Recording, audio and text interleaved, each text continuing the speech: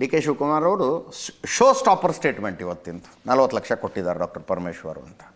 ಅದರ ಜೊತೆಗೆ ಕ್ಯಾಬಿನೆಟ್ ಇತ್ತು ಅಂತ ಹೇಳಿದ್ನಲ್ಲ, ಕ್ಯಾಬಿನೆಟ್ ಆದಮೇಲೆ ಕ್ಯಾಬಿನೆಟ್ನಲ್ಲಿ ಏನೇನಾಯಿತು ಅನ್ನೋದರ ಬ್ರೀಫಿಂಗನ್ನು ಲಾ ಮಿನಿಸ್ಟರ್ ಮಾಡ್ತಾರೆ, ಎಚ್ ಕೆ ಪಾಟೀಲ್ರು ಮಾಡ್ತಾರೆ. ಇವತ್ತು ಡಿ ಕೆ ಶಿವಕುಮಾರ್ ಅವರು ಕೇವಲ ಒಂದೇ ವಿಷಯ ಹೇಳೋದಕ್ಕೆ ಬಂದರು ಮಾಧ್ಯಮಗಳ ಮುಂದೆ. ಯಾವ ವಿಷಯ? ರಾಮನಗರ ಜಿಲ್ಲೆಯನ್ನು ಬೆಂಗಳೂರು ದಕ್ಷಿಣ ಜಿಲ್ಲೆ ಅಂತ ಮರುನಾಮಕರಣ ಮಾಡ್ತಾ ಇದ್ದೀವಿ. ಮರುನಾಮಕರಣ ಆಯ್ತು, ಈ ಕ್ಷಣದಿಂದ ಮರುನಾಮಕರಣ ಅದಕ್ಕೆ ಅಂತ. ಕೇಳಿಸ್ಕೊಳ್ಳಿ ಒಮ್ಮೆ.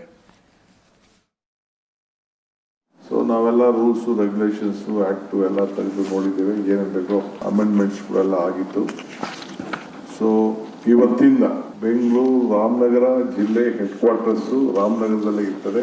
ಇವತ್ತು ಕ್ಯಾಬಿನೆಟ್ನಲ್ಲಿ ಅದು ಬೆಂಗಳೂರು ದಕ್ಷಿಣ ಜಿಲ್ಲೆ ಅಂತ ಹೇಳಿ ಇವತ್ತು ಕ್ಯಾಬಿನೆಟ್ನಲ್ಲಿ ತೀರ್ಮಾನ ಆಗಿದೆ. ಇವತ್ತು ಅದು ಸಂಬಂಧಪಟ್ಟಂತೆ ಆದೇಶ ಕೂಡ ಹೊರಗೆ ಬರ್ತದೆ. ಇದೊಂದು ಸಂತೋಷವಾದಂಥ ವಿಚಾರ ನಮ್ಮ ಬೆಂಗಳೂರು ದಕ್ಷಿಣ ಜಿಲ್ಲೆಗೆ. ಇದನ್ನು ಹೇಳಲಿಕ್ಕೆ ಬಯಸ್ತೇನೆ.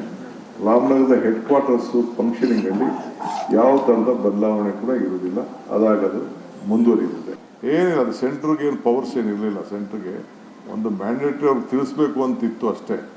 ಅದು ಸ್ವಲ್ಪ ಪಾಲಿಟಿಕ್ಸು ಕೆಲವು ಏನೋ ಒಂದು ಪ್ರಯತ್ನ ಮಾಡಿದ್ರು. ಇಟ್ ಈಸ್ ಅವರ್ ರೈಟ್, ನಮ್ಮ ಸ್ಟೇಟ್ ಸಬ್ಜೆಕ್ಟ್ ಇದು. So all land records everything will be change. ನಾನು ಕೂಡ ಇನ್ನು ಮುಂದಕ್ಕೆ ನೀವು ಬೆಂಗಳೂರು ದಕ್ಷಿಣ ಜಿಲ್ಲೆ.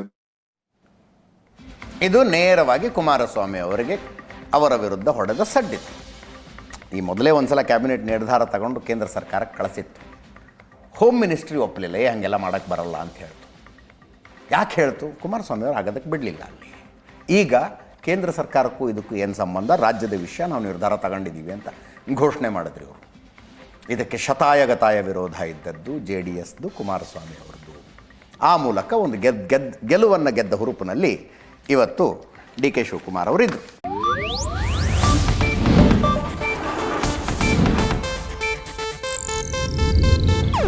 ಇದು ಏಷ್ಯಾನೆಟ್ ನ್ಯೂಸ್ ನೆಟ್ವರ್ಕ್ ಪ್ರಸ್ತುತಿ.